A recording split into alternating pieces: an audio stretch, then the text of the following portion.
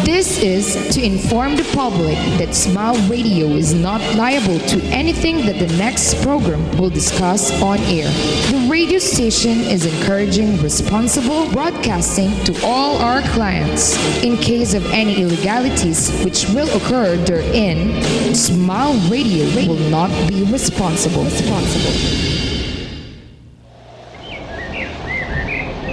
Alhamdulillah Rabbil Alamin wa salatu wa salam ala Rasulillah.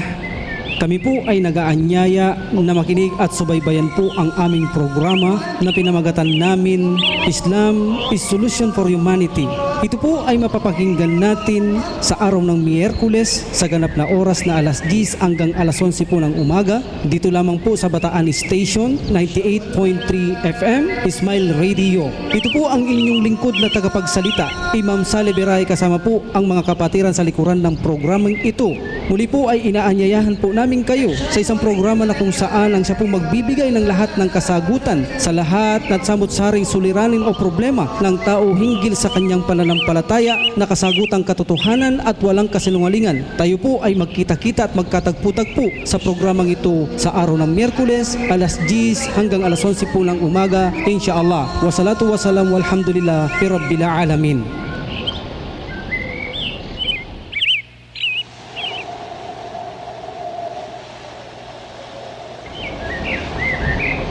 Allahu Akbar, Allahu Akbar. Allahu Akbar,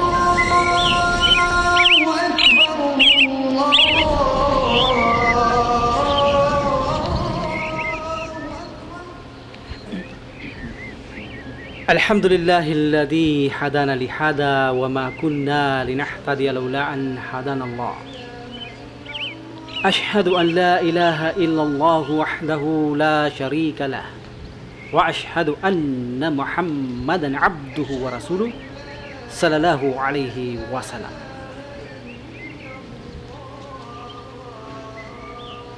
Muli po ay binabati po namin ang aming mga kapatiran, mga kamusliman ng isang napakagandang pagbati po sa inyong lahat.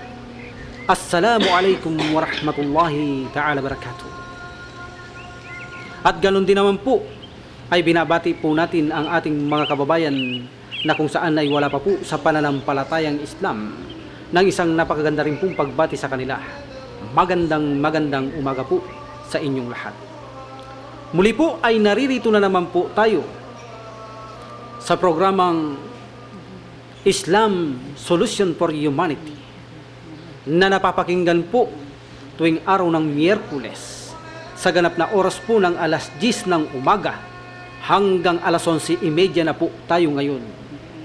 Opo, nadagdagan po ng kalahating oras ang ating programa po sa kahilingan ng ating mga tagapakinig na kung saan po sila ay nagre-request po na dagdagan natin ang ating oras. Kaya naman po, pinagsumikapan po ng programang ito kung saan sa tulong ng Allah subhanahu wa ta'ala sa mga ginamit niyang mga instrumento na nasa likod ng programang ito na nakikinig lang po at tumaantabay sa kabilang linya sa atin na si Brother Harun at si Brother Isa at kanilang mga kasamaan. Naway pagpalain sila ng Allah subhanahu wa ta'ala sa pinakamainam na pagpapala ng Panginoong Allah subhanahu wa ta'ala. Ang programa pong ito ay napapakinggan natin dito po sa Bataan 98.3 FM Smile Radio. At sa mga nagnanais po na kami ay mapanood at mapakinggan ng live po sa internet, ay tuktukin nyo lamang po sa inyong internet ang www.ustream.tv/channel/smile-98-3-FM. Yan po. At bago po natin pasukin ang ating programa ay ang ating papaksahin sa ngayon sa araw na ito na ating pagsasaluhan tulad ng ipinangako nating nakaraan ay nais muna nating batiin ang ating mga kapatiran ng isang magandang pagbati sa kanila. Unang-una sa aking pamilya. Ano po, sila'y binabati ko ng Assalamualaikum warahmatullahi wabarakatuh. Ganon din kay Abdul Jalil at Soraya at kanyang mga pamilya. Ganon din ang kapatid natin na patuloy na sumasabaybay na kung saan nandyan lamang po sa California na si Ayub at ang kanyang asawa na bagong yakap na si Mariam. Ganon din po kay Radical Kalimbas at ang Ikhlas Group Ganon din of course sa walang sawang sumasabaybay sa aking bagong kapatid na yakap na nandiyan po sa Japan ay si Zainab. No po, ipinaabot natin sa kanila ang Assalamualaikum warahmatullahi wabarakatuh. Ganon din kay Brother Idris Polares at ganon din sa kanyang mga pamilya. No po. Okay, ganon din po sa mga bagong yakap nating mga kapatid na kung saan nakapakarami po ang yumakap sa mga kapulisan dito po sa Bataan. Ay binabati po natin sila ng Assalamualaikum warahmatullahi wabarakatuh. No, welcome po kayo sa pananampalataya ng Allah Subhanahu wa Ta'ala. So, ganun din po ay binabati natin si Sister Janna na kung saan taga Jordan po, no? Binabati po natin sila. Ganun din po nagpapabati si Raida Bandara nung saan ng Makkah at ang kanyang pamilya. Ibinabati po natin sila. Kay Gladys Kilang ng Kuwait, pinababati din po sila. Nagpapabati sila. Ganun din kay Summer Muhammad ng Jeddah, kay Fatima Kinsuan, Mimbala ng Riyadh Abdullah Al-Aba at ang kanyang asawa o mahal sa buhay man yung mga pamilya. No, ganun din kay Criselda Guevara ng Damam at Rowena sa Abdullah ng Kabuntuhan ng Kuwait. At sa kanyang pamilya, ibinabati natin sila. Muli po, ito po ang inyong lingkod na maaasahan at mapapagkatiwalaan. Imam Salebiray, kasama po ang ating mga kapatid na nasa likod ng programang ito, si Haron Sanchez at doon po si Isa din po, Isa Ocampo. No po, sila po ay umaantabay sa kabilang linya sa atin. At of course, kasama natin ang ating mahal na kapatid na hindi rin nagsasawa na tumulong sa ating programa. No po, ito si Brother Musa. At bigyan natin pagkakataon ng ating kapatid bago natin paksahin ang ating paksahin, no po, na makapagbati siya. Bago pa man po ay mayroon po tayong bago ngayon na nagbigay ng mga kapatiran na siguro sila ay natutuwa at nagagalak sa programang ito na may pagpalain sila ng Subhanahu wa Ta'ala para po sa mga tatawag sa ating phone pots. No po, tatawag sa phone pots po natin kapag sila ay tumawag ay may bibigay po tayo sa kanila ng isang biyaya mula sa Allah Subhanahu wa Ta'ala na pagkakalooban natin sila ng load na kung saan 100 pesos po. Kayo po ay nagtanong na dito sa pamamagitan ng phone pots natin sa ating telepono. Kayo man may hawak ng cellphone o telepono, nakapaghanap na kayo ng kasagutan sa inyong tinatanong, ay ganun din po ay nagkakaroon pa ng kapalit. Ang inyong katanungang ito na kung saan magkaroon kayo ng load ng 100, ay papasa po namin sa inyo ang card number nito o ang PIN card nito, no po, o ang card number nito upang sa ganun ay may register nyo kung sakaling kayo tumawag, ibibigay po namin ang PIN card number o card number upang mai-register nyo po ito. At kung sakaling magka-problema po sa register ay maaari po kayong tumawag o mag-text sa amin upang matulungan po kayo kung paano ma-register ito. So bigyan po natin pagkakataon ang ating kapatid na si Brother Musa na makapagbati sa ating mga kapatiran. Bigyan natin pagkakataon. Sa pagkakataon, Brother Musa. Alhamdulillah. Assalamualaikum. Waalaikumsalam. Alhamdulillah. Alhamdulillahi Rabbil Alamin. Wassalatu wassalamu ala Rasulillah. Wa asyhadu an la ilaha illallah wahdahu la syarika lah. Wa asyhadu anna Muhammadan abduhu wa rasuluh sallallahu alaihi wasallam. So bago pong lahat, binabati ko po ang ating mga kapatid sa pananampalatayang Islam na kung saan patuloy na sumusubaybay at walang sawang nakikinig sa ating programa ng Assalamualaikum warahmatullahi ta'ala wabarakatuh. At gayon din po sa ating mga kababayan na wala pa sa loob ng pananampalatayang Islam at patuloy na sinasaliksik ito dito sa ating programang Islam Solution for Humanity. So magandang umaga po at naway buksan ng Allah Subhanahu wa Ta'ala ang ating puso't isipan nang sa ganun insyaAllah dumating ang araw na tayo ay magsama-sama sa iisa at tunay na relihiyon na ibinigay ng iisa at tunay na tagapaglikha, Allah Subhanahu wa Ta'ala, ang Islam. So, alhamdulillah, balik sa iyo kapatid, inshallah. Alhamdulillah, sa mga po tatawag po sa atin ay maaari po nakikiusap po kami pagkatapos po ng ating isang paksa na pagsasamahan at pagsasaluhan po sa araw na ito ay maaari na po kayo agad-agad tumawag sa amin. Ito po ang maaari ninyong tawagan na aming phone pots. No po, maaari po kayong makatawag dito at sa mga nais mag-phone pots, ito po ang numero na maaari ninyong tawagan, 4723-71993. Ulitin ko po, 4723-71993. At sa nanais naman po magbigay ng katanungan sa pamamagitan ng text sa aming cellphone po, ito po ang inyong numero na maaari kayong mag-text upang bigyan ng katugunan kung ito po ay nalalaman natin. Kung hindi naman po natin kaya, ay pagtatanong natin sa ating mga kapatid na higit nakakaalam, sa susunod na po natin ito sasagutin. Ano po? Okay. Ito po ang maaari nyong ibigay ang inyong mga katanungan sa mga numerong ito, 0929-9942-366. At ang isa pa po ay 0998-64-97-250. Sige po at tayo ay dumako sa ating pagsasaluhan sa araw na ito. Ano po ba ang ating pagsasaluhan sa araw na ito? Gaya po ng naipangako natin nakaraan. Actually po ay 5 paksa na po ito na gaganapin natin sa loob ng isang buwan, inshallah. Kung mayroon pa tayong buhay, ay inshallah, ito ang ating mga papaksahin.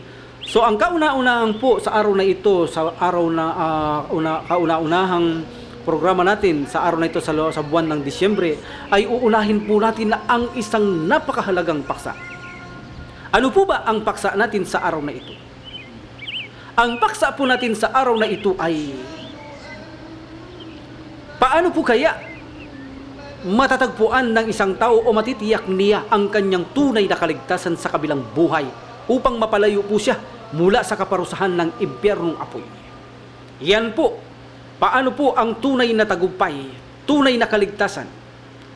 So gaya po ng sabi natin, lahat po ng mga tao ay naniniwala na mayroong iisang Diyos na tunay.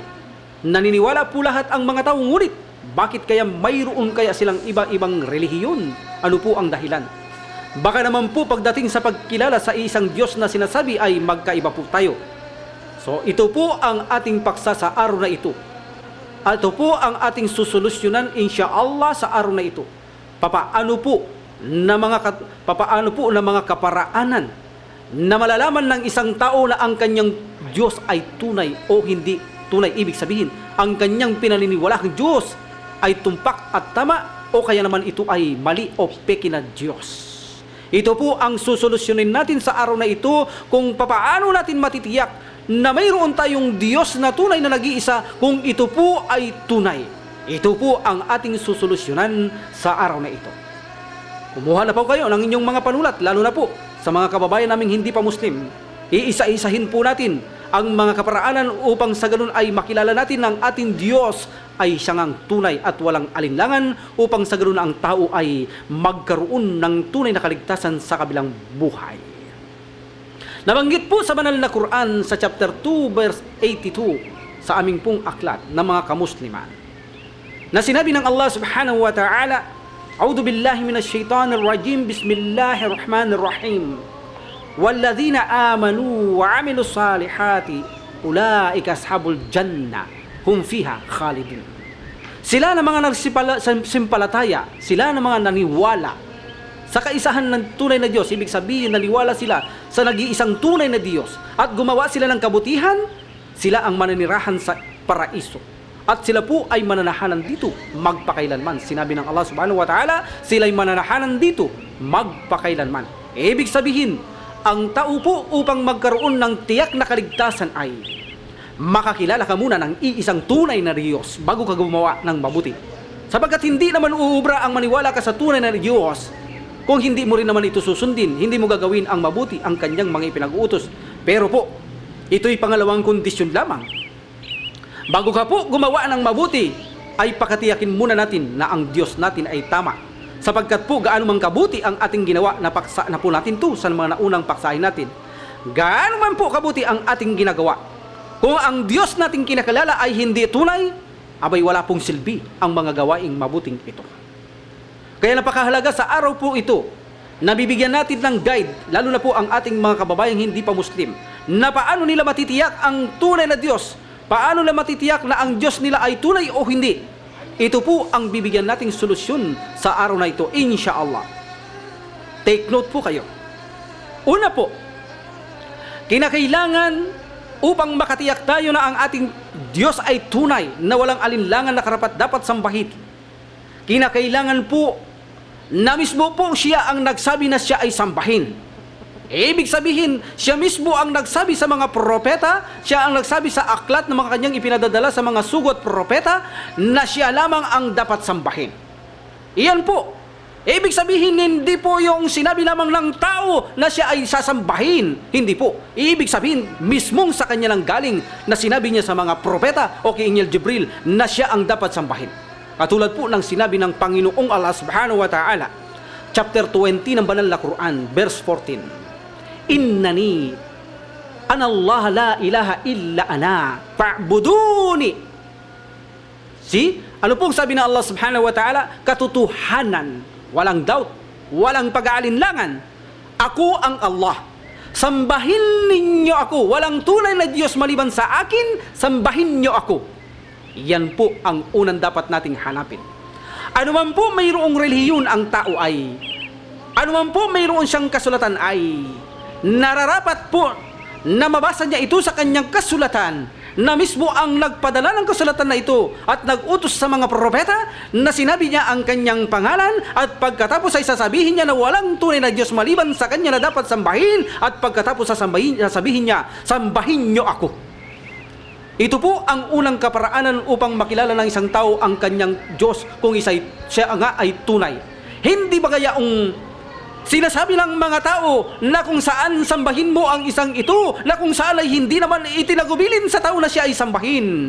Ipinipilit ng tao na sambahin ang taong ito, ngunit wala namang siyang ipinagbilin bago siya mawala sa mundong ito na siya ay sambahin, kundi ang ipinipilit niya rin ay ang manlilikha na nag-iisa na siya ang sambahin. Ganyan po katigas ang ulo ng tao ngayon na mga hindi pa napatnubayan. Ipinipilit nilang sambahin ang isang tao na wala namang siyang sinabi o ipinagbilin na siya sambahin. Bagkus ay ipinagbilin niya na sambahin lamang ang nag-iisang tunay na Diyos na si Allah subhanahu wa ta'ala. Ibig pong sabihin, kapag sa unang tanda po na ito ng mga kaparaanan upang makilala mo ang tunay na Diyos, ay kumontra ka na po rito at sumalungat. Ibig pong sabihin, sa unang hakbang pa lang ng kaparaanang ito na ating binibigyang solusyon kung paano malaman ng tunay na isang Diyos, ay bagsak na po, lagapak na po ang iyong paniniwala sa isang tunay na Diyos. Bakit po?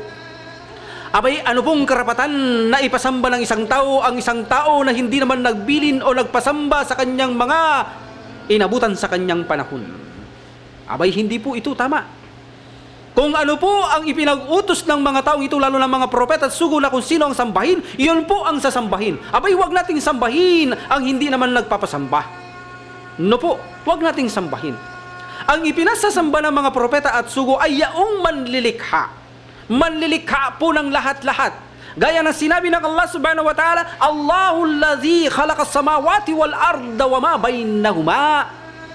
Ang Allah ang lumikha. Ako ang Allah ang lumikha ng langit at lupa. Anumang nasa pagitan nito. Ibig sabihin po, ang lahat po ay nilikha ng Allah.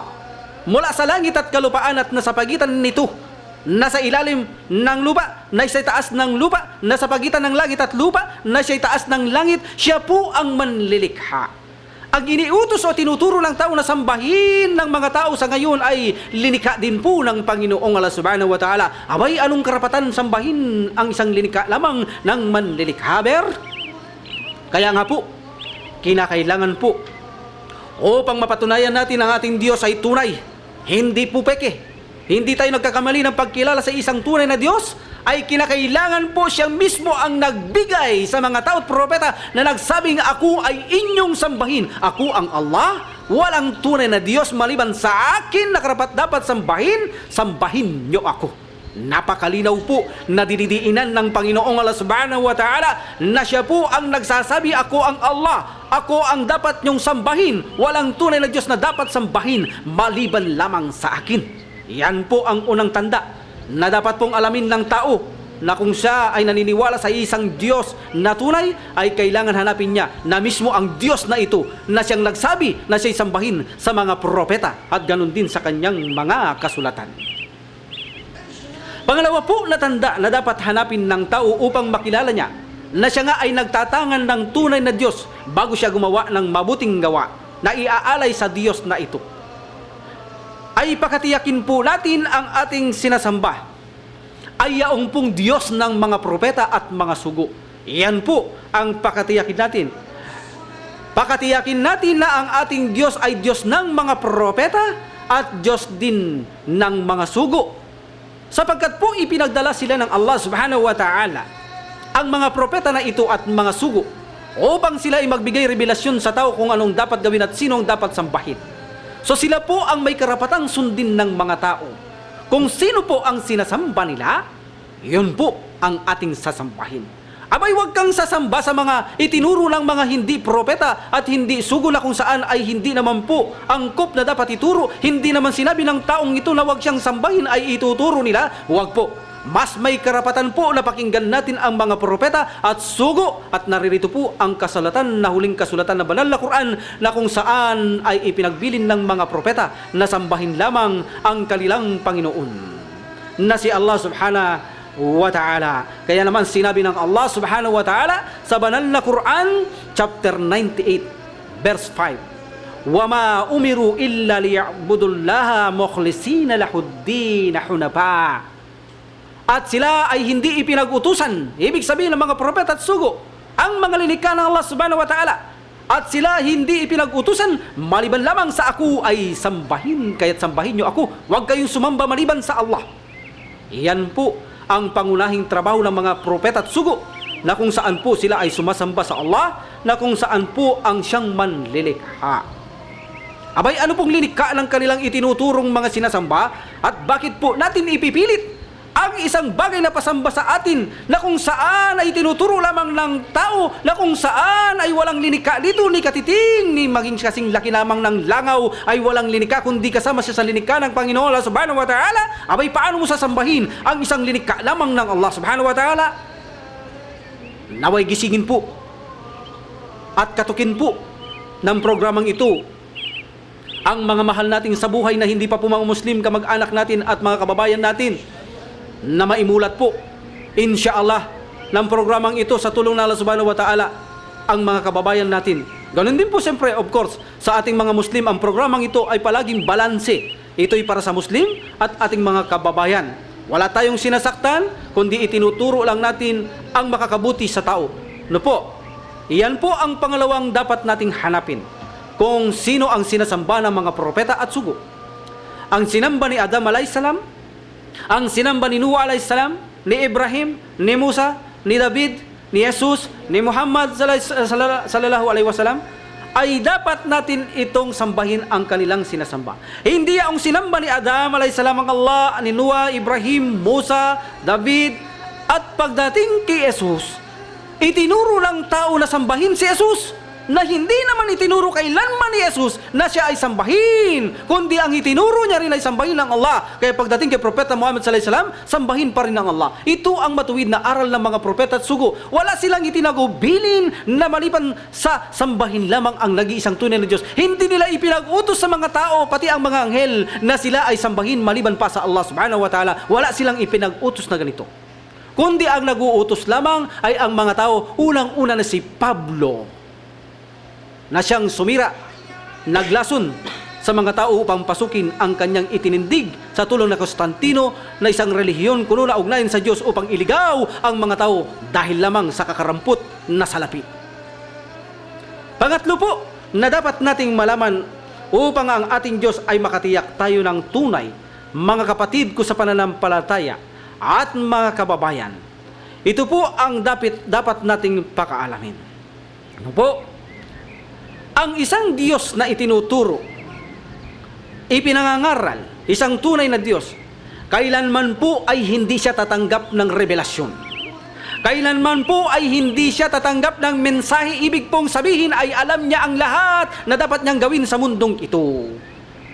Kapag po ang itinuturong Diyos ay tumanggap ng revelasyon, ibig pong sabihin ay hindi niya alam ang kanyang gagawin. Ibig pong sabihin ay malinaw na hindi niya alam ang batas na kanyang gagawin sa mga tao. Ibig sabihin po kapag ikaw ay tumanggap ng revelasyon, hindi po ikaw ang Diyos na dapat sambahin, kundi ang nagpadala ng revelasyon sa mga ito ang siyang karapat dapat sambahin, sapagkat po siya ang nakakaalam ng lahat ng dapat gawin, lalo na sa mga batas sa mga tao upang sila ay mabuhay na mapayapa at ligtas sa mundong ito tungo sa kabilang buhay na malaking gantimpalang kaligtasan. Kapag po ipinakilala ng isang tao na ang Diyos mo ay linikha din, sumasamba rin, at mayroon siyang tinatanggap na revelasyon, malinaw na po, ito ay linikha lamang ng Panginoong Allah subhanahu wa ta'ala. Abay, paano mo ipangangaral ang isang tao na kung saan lilikha namang ng Allah subhanahu wa ta'ala, pagkatapos ay tumatanggap din ng revelasyon, pagkatapos din ay nalalangin siya kapag siya'y nangangailangan sa nag-iisang tunay na Diyos na nagsugo sa kanila? Abay, paano mo po ito sasambahin? Ito po ay malaking kalapastanganan sa mga propeta, sapagkat hindi nila ito ipinagutos na sila'y sambahin. Lalong higit, napakalaking kalapastanganan sa nagsugo sa kanila, ang manlilikha ng lahat ng mga bagay. Yan po. Para makilala natin ang ating tunay na Diyos na dapat sambahin, ay pakahasahan natin, pakaalamin natin na siya po ay hindi tumatanggap ng revelasyon, hindi binabagsakan ng revelasyon, kundi siya po ang nagpapadala ng mga revelasyon. Dumako po tayo sa susunod. Papaano matututunan ng tao, matitiyak ng tao na ang kanyang Diyos ay tunay? Ito pa po ang isa. Ito pa po ang isang kadahilanan. Kinakailangan po na malaman mo na hindi po isinugo ang Allah subhanahu wa ta'ala. Abay, hindi po siya isinugo sa mundong ito, kundi po siya ang nagpadala ng mga sugo upang bigyang patnubay ang mga tao. Kung sino ang dapat sambahin, kung anong mga uri ng pagsamba at bawal at dapat gawin, nagagawin po ng tao. Tandaan niyo po, hindi po isinugo ang dakilang manlilikha, kundi po siya ang nagsugo sa lahat ng mga sugo at propeta. Kaya wala silang karapatan na sambahin ng tao, sapagkat sila ay isinugo lamang ng Allah subhanahu wa ta'ala. Ang may karapatan lamang na sambahin ay ang nagsugo sa kanila, ang Panginoong Allah subhanahu wa ta'ala. Next, kinakailangan po ang inyong kinikilalang tunay na Diyos ay hindi po ito nananalangin, hindi po ito nagdarasal, abay, hindi po nangangailangan ng Allah. Ang mga sinugo lamang ng Allah subhanahu wa ta'ala ang nangangailangan sa Kanya.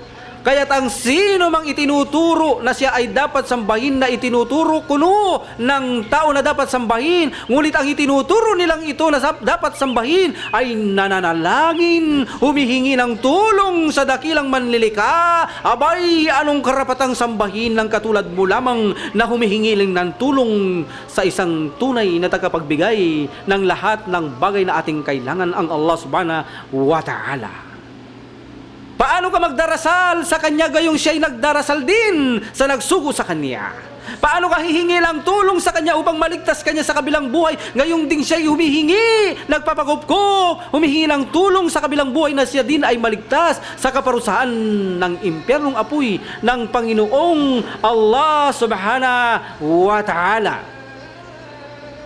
Malinaw po na mali po ang nakikilala nating Diyos kapag ang kinikilala nating Diyos ay salungat po sa isa man dito sa ating sinasabi ay kapatid.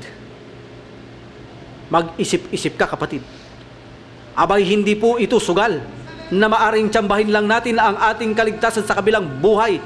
Ay kapatid, kinakailangan po ay tiyak po ang iyong kaligtasan sa kabilang buhay, sapagkat hindi ka na makakabawi pa tulad ng sugal na makabawi ka pa. Hindi po ito katulad. Sapagkat po kapag tayo nadatna ng kamatayan ay wala nang makakabawi sa atin upang magbalik pa sa mundong ito upang gumawa ng kabutihan, upang sumampalataya sa Allah subhanahu wa ta'ala. Ito lang po ang buhay natin. Ito lamang po ang tanging buhay natin. Kaya't pakasiguraduhin po natin, mga kababayan, ang ating kaligtasan. Ganon din po sa ating mga kapatiran. Pakatiyakin po natin na huwag po nating tatalikuran ng Allah subhanahu wa ta'ala sa ating pananampalataya at pananalig sa Kaniya. Sige po. At magbigay pa tayo ng ilang pantanda bago natin dakuhan pa ang ibang mga tanungan upang ating tugunan ito. Pagkatandaan po natin, mga kababayan at kapatid, ang Panginoong Allah subhanahu wa ta'ala po ay wala po itong pangangailangan. Wala po siyang hanggan. Ibig sabihin po, ang Diyos na tunay, ang Allah subhanahu wa ta'ala, ay hindi po ito marunong magsisi sa kanyang mga linikha. Hindi po ito napapagod. Hindi po ito naiidlip.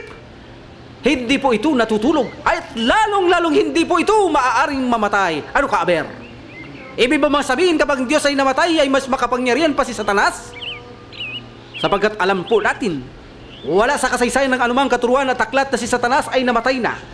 Ngunit kung ituturo mo sa tao ang Diyos ay namamatay at nabubuhay, aber, ay mukhang makapangyarihan pa si Satanas kapag ganito. Katotohanan po, ang Diyos ay hindi mamamatay kailan pa man po. Lahat ng kanyang linikha ay magwawakas maliban po sa kanya. Hindi po maaaring maidlip matulog ang isang tunay na Diyos. Abay, siya po ang nangangalaga sa lahat ng linikha. Mantakin mo ba naman ang Diyos ay maidlip? Maidlip lamang po. Hindi matulog, hindi mamatay. Abay, anong mangyayari sa kanyang mga linikha? Magugulaw po ito. Walang mangangalaga sa ilang segundo. Abay, mahuhulog po lahat ng kanyang mga linikha. Kaya po, hindi maaaring ang Diyos na tunay ay maidlip, matulog, o dili kaya ay mamatay. Wala po sa ganyang katangian ng tunay na tagapaglikha ang mga ganyang bagay.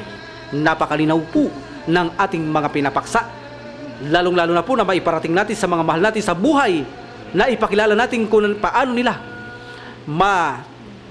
panghahawakan na mayroon silang tunay na Diyos upang maipalayo sila sa mga aral na mapandaraya, aral na mapanlinlang na kung saan itinuturo ang maling Diyos na ipinikilala sa tao o pag sa ganun ay magkamit lamang ng katiting na kapakinabangan kapalit sa kabilang buhay at ang mga kalulus-lunos nating mga kababayan na kanilang hinahatak ay sumusunod na lamang po ng kawawa na hindi nila naiintindihan. Kaya't naririto po ang programang ito. Wala siyang layuning manakit ng sinumang tao. Ang layunin niya ay makapag-ambag ng isang kaalaman na tunay na mula sa aral ng mga propeta at sugo na itinuro ng Allah subhanahu wa ta'ala upang sa ganun po ay bigyang pagkakataon ang mga tao na ahakain sila sa matuwid na landas at magkaroon sila ng tunay na mapapayapang pamumuhay sa mundong ito, higit sa lahat, ligtas na buhay sa kabilang buhay. Pagkatandaan din po natin ang Allah subhanahu wa ta'ala po ay hindi ito ipinanganak. Katulad ng mga itinuturo nila na ang Diyos ay ipinanganak, malaki pong paglapastanganan nito. Can you imagine? Kapag po ang Diyos ay nagkaanak, abay dalawa na po ang Diyos. Ito po ay salungat sa mga ipinangaral ng mga propeta at sugo. Ang Diyos kailanpaman po ay nag-iisa. Wala po siyang pinagmulan, hindi siya ipinanganak at nagkaanak. Kailanman po ay hindi nagkaanak ang Panginoong Allah subhanahu wa ta'ala upang sa ganun ay iakibat bilang Diyos din na siya'y sambahin dahil siya ay anak ng Diyos. Alalahanin niyo po, kung si Isa alayhisalam o Jesus alayhisalam ay itinuturing na anak ng Diyos dahil wala siyang ama, at itinuturing na Diyos ngayon ay ang ama na siyang manilikha ang kanyang ama, abay wag niyo pong pakaisipin na dahil po siya ay sinilang ni Maria ay wala po siyang ama na gumalaw sa kanya at nabuo ay ituturing na natin Diyos. Hindi po. Abay, bakit hindi natin ituring na Diyos si Adam alayhisalam? Bagamat wala siyang pinanggalingang ina at lalaki, abay higit po siyang karapat-dapat na sambahin kung ituturing na si Jesus ay Diyos dahil wala siyang ama at magiging ama ang kanyang manlilikha na si Allah subhanahu wa ta'ala. Abay, masigit pong karapat-dapat si Adam alayhisalam. Wala siya pang pinagmulang babae at lalaki. Pero hindi ito tinatangkilik sa pananampalatayang Islam. Bakit po? Sapagkat po ang Allah subhanahu wa ta'ala kapag gusto niyang likhahin ang kanyang isang ganyang gustong likhahin, ang isang kanyang bagay na gustong likhahin, ay sasabihin niya lamang pong kun fayakun, mangyari at mangyayari po ito. Tunghayan natin ang sinabi ni Maryam nang mayroon magbalita sa kanya na siya ay mabubuntis. Sinabi sa banal na Quran ito. Na sinabi sa banal na Quran, idkalatil malaikatu ya Maryamu innallaha yubashiriku bikalimatin minhu ismuhu Isa banu Maryama wajiha fid dunya wal akhirati wa minal mukarrabin. Sinabi ng mga anghel na siya tumanggap ng revelasyon si Maryam. O Maryam, magalak ka sa isang salita ng Allah subhanahu wa ta'ala na ikaw ay magkakaroon ng anak na tatawagin siyang Misaya, na kung saan siya ay magiging mabilang na pararangalan sa mundong ito at sa kabilang buhay, at siya ay magiging malapit sa Allah sa kabilang buhay. Sumagot si Maryam, ang sabi niya, qalat rabbi anna yakunu li gulam waladu walam yansasni bashar. Ya Panginoon, paano ako magkakaroon ng sanggol o bata o anak gayong wala man nakasaling na lalaki sa akin? Anong sabi ng Allah subhanahu wa ta'ala na sinabi ni Jibril alayhis salam na revelasyon? Qala kadhalika Allahu yakhluqu may yasha. O Maryam, ginagawa ng Allah subhanahu wa ta'ala ang lahat ng kanyang gusto. Wa idha qada amran, kapag gusto niyang gawin ang isang bagay, qala Allahu kun fayakun. kapag gusto niya pong gawin ang isang bagay, sasabihin niya lamang mangyayari at mangyayari. Katulad ni Adam alayhisalam, ilinikha niya ito mula sa putik at binigyan niya ito ng buhay sa pamamagitan ng salita na mangyari, magkaroon ka ng buhay at magkakaroon ka ng buhay. Ganon din po si Zakaria. Sa panahon niya ay umiling din siya sa Allah subhanahu wa ta'ala ng anak na bagamat siya ay bawog at matanda ng kanyang asawa. Ito po ay pinagkalooban ng Allah subhanahu wa ta'ala na sinabi naman ngayon ni Zakaria alayhisalam, Kala Rabbi anna yakunu li gulamu wa qad balagani al-kibar wa amraati akir. Panginoon, paano ako magkakaroon ng anak gayong ako ay baog at ang aking asawa ay matanda? See? Anong sabi ng Allah subhanahu wa ta'ala? Qala kadhalika Allahu ma yaf'alu ma yasha. Qala kadhalika Allahu yaf'alu ma yasha. Ibrahim o Zakaria alayhisalam, sabi ni Jibril alayhisalam, ginagawa ng Allah subhanahu wa ta'ala ang bawat maibigan niya. See? Can you imagine, baog din si Ibrahim, matanda na ang kanyang asawa, kung saan ay pinagkalooban siya ng Allah subhanahu wa ta'ala. Walang ipinagkaiba ito sa pagkabuo ni Isa alayhisalam. Ngunit hindi ito nakapagtataka dahil gusto ng Allah subhanahu wa ta'ala na mangyaring isang bagay, mangyayari ito. Kaya naman ang pagkalikha kay Adam alayhisalam, na siya linikha niya lamang sa putik at binigyan niya ito ng buhay sa pamamagitan ng salita na mangyari at magkabuhay, ganun din po kay Jesus. Nalinikha niya lamang paroon sa loob ng sinapupunan ni Maryam at magkaroon ng buhay, pareho lamang po sila. Kaya sinabi ng Allah subhanahu wa ta'ala, chapter 3 verse 51, Inna masala Isa indallahi kamasali Adam, kalakahu min turabin, thumma kalalahu kun fayak. Ang paningin o ang kahalintulad ni Jesus sa paningin ng Allah subhanahu wa ta'ala ay kahalintulad lamang ni Adam alayhisalam na linikha ng Allah subhanahu wa ta'ala sa putik at binigyan niya ito ng buhay sa pamamagitan ng salita, mangyari at mangyari nga. Ibig pong sabihin, hindi ito isang sapat na batayan na ang isang tao ay makakilala ng Diyos dahil si Maria ay walang ama na linikha si Jesus alayhisalam at ituturing natin ang manlilikha ang kanyang ama. Ito po ay hindi isang batayan. Sapagkat po mayroon pang ibang mga ebidensya na higit pa kay Jesus na linikha ng Allah subhanahu wa ta'ala na kung saan hindi itinuring na sila ay Diyos sa mundong ito, maging ang mga kababayan nating hindi pa mga Muslim ay hindi nila itinuring na Diyos. Kaya po sa aral ng Islam, hindi itinuturing na si Jesus ay anak ng Diyos sapagkat po malinaw, walang anak ang Diyos, hindi siya ipinanganak at wala po siyang pinanggalingan. Yan po ang isang tanda ng tunay na naiisang Diyos na siya ay hindi nagkaroon ng anak dahil wala siyang pangangailangan at hindi siya pinanganak. Ibig sabihin ay wala po siyang pinagmulan. Ang lahat ng mga bagay na nakikita at hindi nakikita ay mayroong pinagmulan maliban lamang po sa Allah subhanahu wa ta'ala. Ito po ang tanging dapat sambahin, ang walang pinagmulan, hindi ipinanganak. At bilang panghuling tanda na ibibigay natin po bago natin sagutin ang kasagutan o katanungan po natin, ay yaong po ang Diyos kinakailangan nakikilalanin mong Diyos ay wala po itong katulad. Wala siyang kawangis sa kanyang mga linikha. Kung mayroon man paningin ang tao, mayroon po itong hangganan. Kung mayroon man paningin ang dakilang manlilikha, wala po itong hangganan. Nakikita niya lahat ng kanyang mga lilikha, maging sa ilalim ng lupa. Nakikita niya lahat. Kung ang mga tao ay may limitasyon ang kanyang kaalaman, ang dakilang manlilikha ay walang limitasyon. Alam niya lahat ang nagaganap sa hinaharap at nakaraan. Wala po siyang katulad sa atin. Hindi natin ito kawangis. Kaya naman po, ang pagkilala sa tunay na nag-iisang Diyos ay huwag nating bigyan ito ng katulad, kawangis sa kanyang mga lilikha. Anumang kasulatan ay mayroong nagtuturo nito na ang Diyos ay walang kawangis, maging sa langit at sa lupa. Maging sa pagitan nito ay wala siyang katulad. So papaano natin ituturo ang isang tao na kung saan ay kahalintulad natin kumakain, umiinom, napapagod, natutulog, namamatay? Kung saan ito ay katangian din natin. Ito po ay hindi katangian ng Diyos. Wala po siyang kahalintulad na ipinag-utos ng lahat ng mga sugot propeta na kilalanin natin ang nag-iisang tunay na Diyos na iisa lamang. Ibig pong sabihin ay kapag sinabi mong isa, maging bata, maging bobo na tao, maging ito man ay nag-aaral, mayaman, mahirap, ay naiintindihan niya na ang Diyos ay iisa sapagkat ang Diyos ay makatarungan. Kinakailangan ng revelasyon niya ay maunawaan ng lahat na ito sapagkat ang paraiso ay para sa lahat. Hindi siya pumipili na dapat siya ang makaunawa sa kanyang revelasyon, kundi lahat ay dapat makaunawa. Kapag sinabi mong iisa, ito ay isa. Kapag sinabi mong tatlo, isa, o isa, tatlo, hindi yan mauunawa ng bobong tao at lalo na ang mga bata. Hindi magre-reveal lang ganyan ang Diyos. At sinabi niya na siya ay walang pangangailangan sa ating mga lilikha, kundi siya, tayo, ang mga nangangailangan sa kanya. Hindi siya ipinanganak, wala siyang anak, wala siyang pinagmulan, at wala siyang kaparis o katulad sa kanyang mga lilikha. Sa ganito po, mga kababayan at kapatid, makikilala natin ang ating tunay na Diyos sa mga binanggit natin, mga iilan lamang.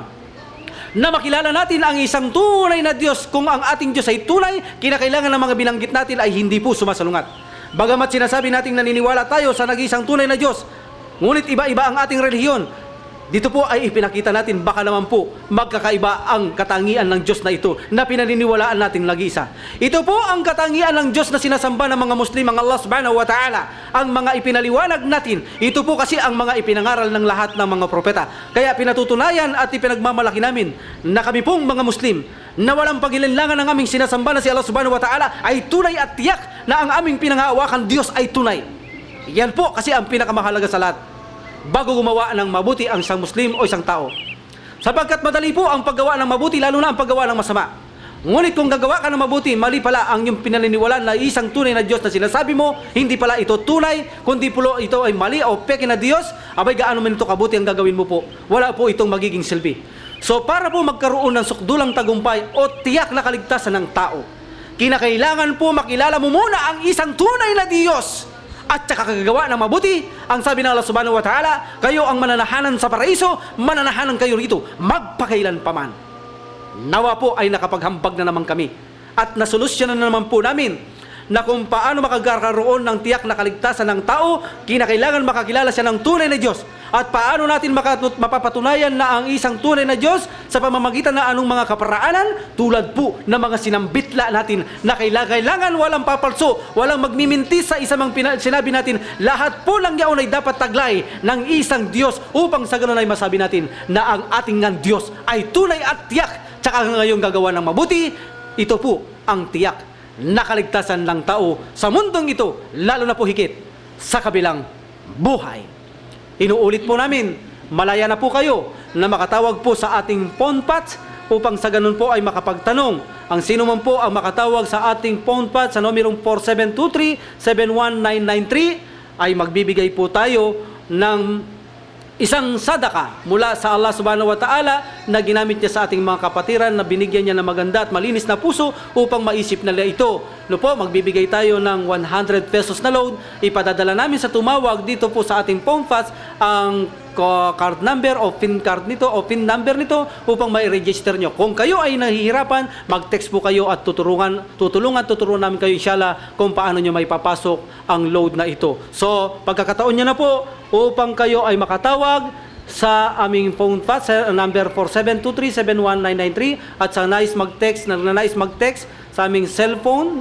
Ito po ang mga numero na magtanong 0929-9942-366 at 0998-6497-250. Welcome po ang lahat. Ganon din po sa ating mga kapatid na nais magbahagi ng kaalaman ay maaari din po kayong mag-phone patch. No po? Sa iyong pagkakataon, Brother Musa, tuginin natin ang mga katanungan na kung saan po nailikom namin to, hindi lamang po sa programa namin, minsan nalilikom namin sa aming paglalakad ng kapatid na ito, tinatanong ito ng mga Kristiyano o mga Muslim, minsan sa aming text, nagte-text sila, minsan sa aming account sa Facebook, no? Naiipon po namin ito. Ang mga katanungan ito, ano siya naman dating bibigyang katugunan sa radyong ito, sa programang ito, na kung saan Islam, Solution for Humanity, 98.3 Ismail Radio po. Upang sa ganun ay maraming makinabang, kaya dito po natin tutugunin ito at bibigyan po natin ng prioridad. Ang magte-text agad-agad ay uhunahin natin po siya kapag mayroong nag-text agad-agad sa programang ito sa kasalukuyang oras natin sa araw na ito. Sa iyong pagkakataon, Brother, Assalamualaikum. Alhamdulillah, mashallah. Napakaganda ng ating topic ngayong araw na ito. Malaking kapakinabang sa mga tagapakinig natin, lalo na sa mga nag-aaral sa pananampalatayang Islam, kung sino nga dapat niyang sambahin o pagkilala sa tunay na tagapaglikha. At ganoon din sa ating mga kababayan na wala pa sa loob ng pananampalatayang Islam na sinasaliksik ito. Pagkos sinasabi nilang ganyan ang Islam, pero itong stasyon na ito naging daan para malinawan ang mga hindi naiintindihan. So bago po lahat, binabati ko muna po ating mga kapatid dyan sa Jamaan ng Lubao, ang Al-Aziz Masjid, dyan sa mga kapatiran dyan, ng Assalamualaikum warahmatullahi ta'ala wabarakatuh. At ganoon din po sa mga kapatid natin dyan sa Guagua, Pampanga, dyan sa mga kapatiran dyan, na binabati po namin sila ng Assalamualaikum warahmatullahi ta'ala wabarakatuh. So, linawin ko lang brother inshallah, ang layunin po ng programang ito ay upang linawin ang mga misconception, no? O mga maling pangunawa hinggil sa pananampalatayang Islam. So, kung kaya po kami ay tumatanggap din po ng mga katanungan mula sa ating mga kababayan na wala pa sa loob ng pananampalatayang Islam. So, actually, ang mga katanungan na ating natatanggap dito ay may tuturing na kabilang na palagyang tinatanong sa mga Muslim, mga symposium, mga lecture, kung kaya ang mga tanong na ito ay talagang masasabing misconception. Dahil dito ay mali nilang nakikilala ang mga kababayan nating mga Muslim. So, alhamdulillah, sa araw po ito ay ating tutugunan ng mga katanungan na kung saan mga bagay na hindi naunawaan batay sa pananampalatayang Islam, lalo na sa mga kapatiran Muslim. So, tayo dadako sa katanungan. Ang unang tanong po dito, brother, na ating magmula kay 0919 613375. Good AM po. Ask ko lang, why Muslim man married woman more than one? Ito po ba ay makatarungan? So, alhamdulillah, napakaganda po ng... So, ibig sabihin, ang tanong niya, brother, bakit daw po ang mga lalaking Muslim ay nag-aasawa ng higit sa isa? Ito po ba raw ay makatarungan? Alhamdulillah, magandang katanungan nga yung tanong na mula dun sa number na yun, no? Inshallah, sa Islam po, ay pinahihintulutan po ang mga kalakihan na mag-asawa ng higit sa isa. Ngunit, ito po ay hindi obligado. Ito po ay rekomenda lamang ng Allah Subhanahu wa Ta'ala kung saan, ilan sa mga dahilan ay bakit pinahihintulutan ng lalaking Muslim may mag-asawa upang maiwasan ang kasalanang kasuklam-suklam sa Allah Subhanahu wa Ta'ala na ipinagbabawal na tulad ng alin po? Tulad ng pakikiapid, pangangalunya, rape. O isang po na lang yung ang isang sitwasyon kung saan ang mag-asawa, ang babae nagkaroon na panahon siya sa katatapos ng panganganak. So dito papasok ang isa sa mga tulong ng Allah, bakit niya pinasok ngayon o pinahintulutan ng isang lalaki na mag-asawa ng higit sa isa. Dito iiwas ang lalaki sa pangangalunya. Imbis na gumawa siya ng pangangalunya, pakikiapid, dahil hindi niya alam naman natin sa ating pamilya na tayong lalaki, hindi natin pwedeng gamitin ang ating mga asawa, lalo na kung ito ay nasa panahon ng pagkatapos niya mga anak. So ibig sabihin, dito pinasok ng Allah Subhanahu wa Ta'ala o pinahintulot niya sa lalaki na mag-asawa siya ng higit sa isa. So dito may iwasan ang pangangalunya o hindi na siya papasok sa mga beer house na nakita sa ating paligid, no? So dito po ay kailangan din niyang magpaalam, o ibig sabihin na magsangguni sa kanyang may bahay na nais niyang mag-asawa kung nararapat. Ito kung kaya niyang sa kanyang asawa, no, brother? Alhamdulillah. Kailangan niya magsangguni sa kanyang may bahay na kung saan nais niyang mag-asawa. So dito, kung ito ang babae, pinayagan niya ang kanyang asawa na mag-asawa, dito pa lang papasok ang kasunduan o ang kasunduan o pagpapakasal sa tamang pamaraan o proseso na inutos ng Allah Subhanahu wa Ta'ala. So bilang karagdagan sa Islam po, bawal po dito sa Islam ang pakikiapid o ang pagkakaroon ng kabit. So bilang katibayan po sa banal na Quran, sinabi ng Allah sa banal na Quran sa chapter 4 verse 3. Bakit nga ba ito po'y katunayan na sinabi ng Allah na o pinahintulot ng Allah na tayo ay mag-asawa ng higit sa isa. Sinabi ng Allah sa banal na Quran, liwat sa ating naintindihan, at kung kayo ay nangangamba na kayo ay hindi makagaganap na maging makatarungan sa mga babaeng ulila, kayo ay magsipag-asawa ng ibang babae, kababaihan na inyong mapusuan mula sa 2, 3 o 4. Datapwat kayo ay nangangamba, kung kayo ay nangangamba na kayo ay hindi makagaganap na maging makatarungan sa kanila, kung gayon ay mag-asawa lamang ng isa. So dito malinaw na sinabi ng Allah Subhanahu wa Ta'ala, bagkus ay binigyan niya nga ng kapahintulutan ng ating mga kapatiran sa ating mga kalakihan na mag-asawa ng higit sa isa, binigyan din naman ng Allah Subhanahu wa Ta'ala ng paalala ang ating mga kapatid na kung hindi mo kayang mag-asawa ng higit sa isa o hindi mo kaya pakitunguhan ng pantay ang iyong mga asawa, ay nararapat na mag-asawa ka lang ng isa. So, inshallah, brother, baka mayroon kang may dadagdag sa katanungan ng ating... I think siguro, brother, ang nagtatanong nito ay Kristiyano, no? Kasi kung Muslim to, hindi... Wala ko alam.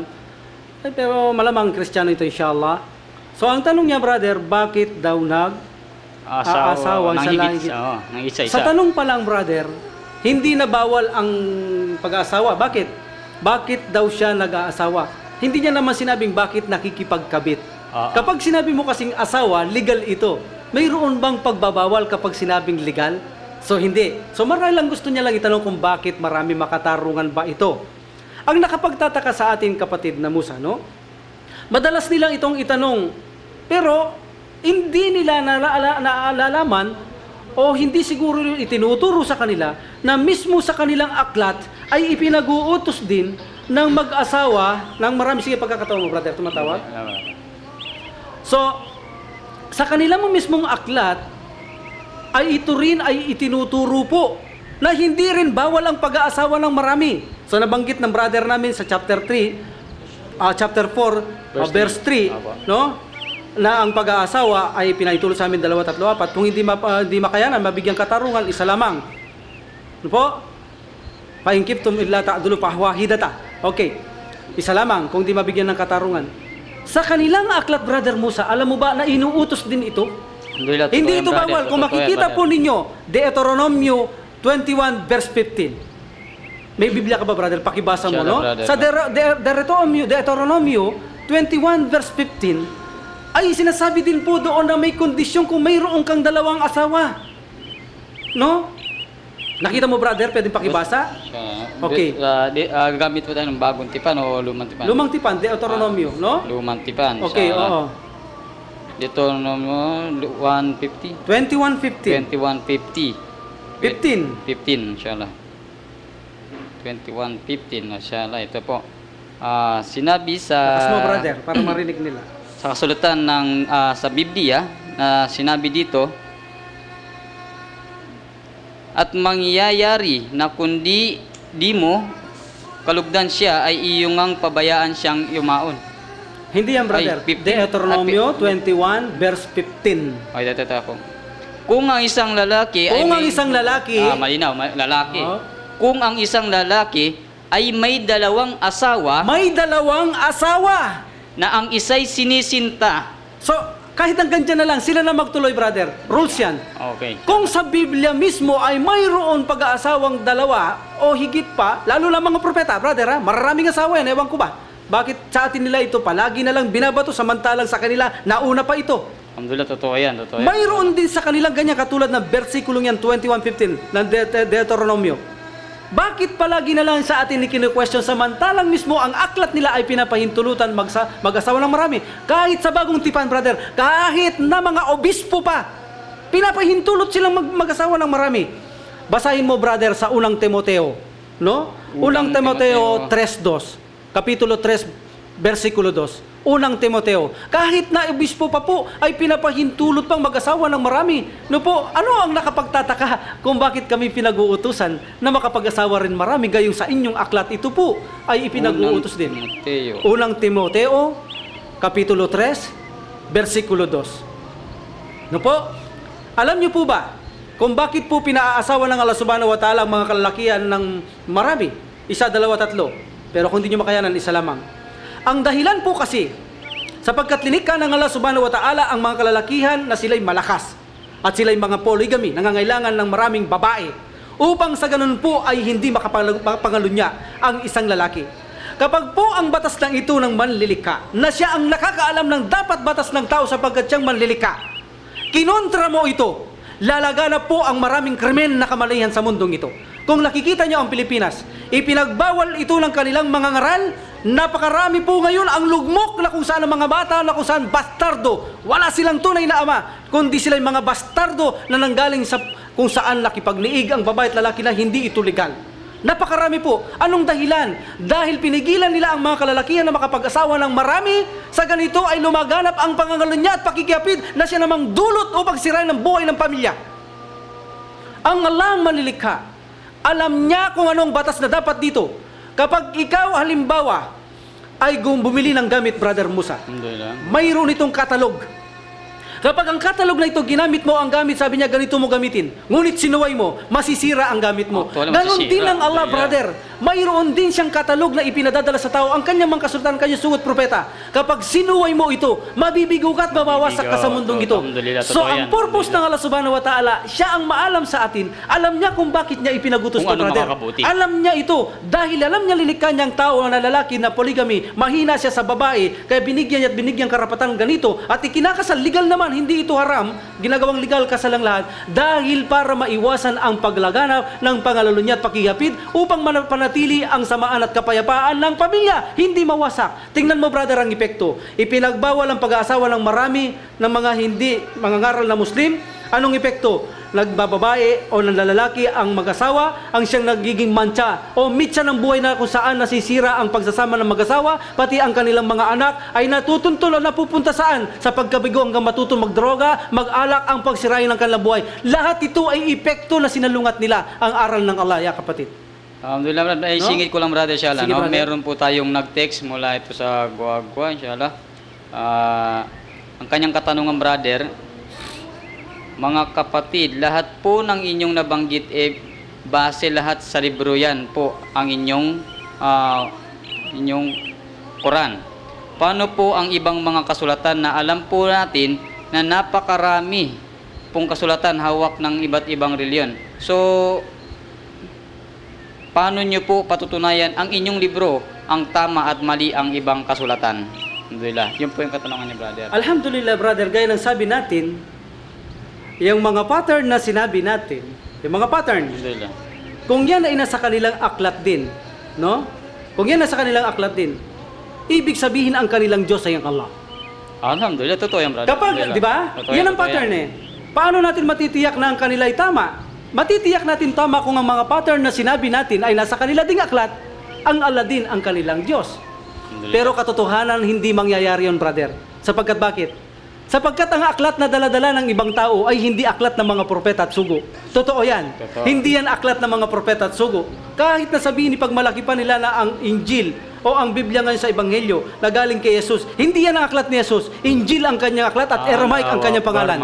So ibig sabihin, kapag mayroong aklat pinadala ang Allah, titingnan mo unang-una kung anong salita ng propeta, kinakailangan ng loob ng salita ng aklat na yan ay salita ng propeta. Tulad ng Quran, salita ng Arabic, kay Prophet Muhammad sallallahu alaihi wasallam, Arabic yan. Kung ang aklat mo ay hindi ito salita ng propeta, unang-unang titingnan mo, hindi na yan ang aklat ng propeta. Pangalawa, brother, ang aklat na mga aklat ngayon ay hindi galing sa mga propeta sapagkat huli na lamang aklat ang Quran. Kaya walang maaaring aklat na maging tama maliban sa Quran. Kasi ang Quran na lamang ang uling aklat na dapat paniligan at sindigan ng mga tao na dala ng Prophet Muhammad sallallahu alaihi wasallam. So ibig sabihin, malinaw, brother, sinasabi mo na ang aklat na kung saan tulad na lang ng dala ni Isa alayhi salam o Jesus, sinasabi lang Biblia. So dito, kung wala sila makikita na original na teksto ng ang salita ni o lengguwahe ni Isa alayhi salam, malinaw na isa sa mga dahilan na hindi siya tanggap. Tingnan mo ang Korinto, unang Korinto, brother, 7:12. Tingnan mo kung ito'y salita ng Diyos. Paano mo mapapanaligan na kung minsan ang aklat ay hindi naman ito salita ng Diyos? Isang bersikulo lang, makita mo sa isang aklat, di salita ng Diyos. Automatic hindi yan salita ng Diyos. Unang Korinto, tingnan mo, 7:12. Basahin mo, brother. 7:12. Unang Korinto, talatang 7:12. Alhamdulillah. So, dito po ay nakalagay na datapwat sa iba, ako ang nagsasabi. Datapwat sa iba, ako yung nagsasabi. Si Pablo yan. Allahu Akbar. Sige, sige. Hindi ang Panginoon. Hindi ang Panginoon. Akbar, Siya ang malinaw. bigyan ng batas. Bibigyan siya ng batas. Kung ang sino mang kapatid na lalaki ay may asawang hindi sumasampalataya at kung kalooban niyang makipamahay sa kanya, ay huwag niyang hiwalayan. Si makikita mo, brother, si Pablo ang magbibigay ng batas. Sino si Pablo para magbigay ng batas? Ito'y mula sa akin, hindi sa Panginoon. Anong karapatan niyang magbigay ng batas? Allahu Ibig Akbar. sabihin, reject agad ang aklat na yan. Ibig sabihin, walang propeta at sugo. Malinaw na hindi Oo. siya galing sa tagapaglikha. Walang propeta at sugo ang maaaring gumawa na sila'y magbigay ng batas. Ala, Hindi kung po totoo pwede yan. yan, no? Pero Yan bakit pinaka- yung ginawa? Ang lahat ng aklat, asahan mo kapatid, mayroong ganyan maliban ng Quran. Mayroon lamang tao na nagsasabi na kanilang batas o sinasabi ito'y mula sa Panginoon. Kung makikita mo ang panahon ni Moises, patay na nga, mayroon pang nagsasalita eh. Meron pa. Batayin yun, Deuteronomy doon sa kauli-ulian, patay na siya. Iniiyakan na, nagkuwento pa, patay na si Moises. Sino pa yung nagsasalitang yun? Mayroon pa tao, hindi naman Diyos ang tinutukoy doon. Dahil tinutukoy niya ang Panginoon, tinutukoy niya rin si Moises. Yun ay hindi natin alam kung sino nagsasalita. Even na ang Encyclopedia Britannica, hindi nila akilala kung sino nagsasalita. Paano mo pananaligan yung salita ng So Diyos? malinaw na nasasabi dito na mali. Oo. Mali, Allahu Di ba? Akbar. So, ibig sabihin, brother, basahin mo ulit. Ito pa, ang isang babasahin natin. Pumunta ka sa yung pagkabuhay na muli. Unang Timoteo. Pangalawang Timoteo 2:8. Makikita mo Pangalawang dyan ang sinabi Timoteo. din ni Pablo. Anong kamatayan, brother? Timoteo. Ikalawang Timoteo. Mhm. Tapos, tignan mo ang 2:8. 2:8. Oo. So, Ito na, brother, ako ha. alhamdulillah. Unang Timoteo, Kapitulo 2, versikulo 8. Alalahanin mo si Jesus, sabi ni Pablo. No? Sinabi ito sa mga Gentil, nagtataka mga Hudyo Gentil noon, bakit niya alam ito, samantalang sila, hindi nila alam to. Pero sa panahon ni Pablo, sinabi niyo to. Alalahanin mo si Jesucristo na muling nabuhay sa mga patay sa binhi ni David ayon sa aking ebanghelyo. Ayon lang sa kanyang ebanghelyo. Walang Siya ang kalinawan. nangaral na nabuhay si Jesus. Ibig sabihin, paano mo pananaligan ng mga aklat na mayroong ganyang salita? Kaya walang aklat, brother, na pwedeng panaligan ngayon na dala ng mga Maliban sa propeta Quran. maliban sa Quran. At kahit na, brother, at kahit na mayroon pang aklat na original, galing kay Musa at Jesus alayhisalam, hindi na ito tatanggapin sapagkat Sapagkat abrogado nandito na sila alhamdulillah. sa banal na Quran, brother. Sapagkat Kaya ang wala lang tatanggin pang aklat maliban sa Quran. Mayroon man aklat na original pa dyan, abrogado na sa Quran, dito na dapat sila sumunod, hindi na sa mga aklat na yan, sapagkat ang mga aklat na yan, nakapasok na rin sila sa banal na Quran. Meaningful na ang Quran pala ang nagbibigay bumubuhay sa mga naunang kasulatan. Oo, kapatid, It means no? na ito'y kumpleto na. Wala Kumpleto na. Walang darating. Oo. Allahu Akbar. At minsan, brother, makakakita ka ng mga talata tulad ng ating mga ginagamit ng kababayan, no? Kaya minsan sabi ko, nakalunos-lunos ang kanilang nagagampan ng mga pag-aaral sa kanilang mga minsan di sila nag-aaral, nalilin lang sila, no? Tingnan mo itong talatang ito. Sa ikalawang Timoteo, no? Ikalawang Timoteo, ang kapitulo ay 4, versikulo 13. Tingnan mo to, brother. Anong sinabi ni Pablo?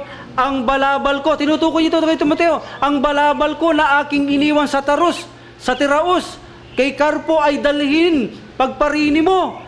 Ito ba yung salita ng Diyos? Anong klasik salita ito, kapatid? Pag-uutos to, brother. Pag-uutos ito ni Alhamdulillah. Pablo. Ba't sinama sa versikulo ito? Sasabihin lahat ng salita ng Bible ay banal, salita ng Diyos. Salita ba ito? Ang aking balabal, nakalimutan ko, pakidala mo, parini mo. Anong silbi din sa versikulong ito, brother? Ito ba ang mga sinasabing aklat na pamananaligan ng tao na mayroong ganitong uri ng versikulo, brother?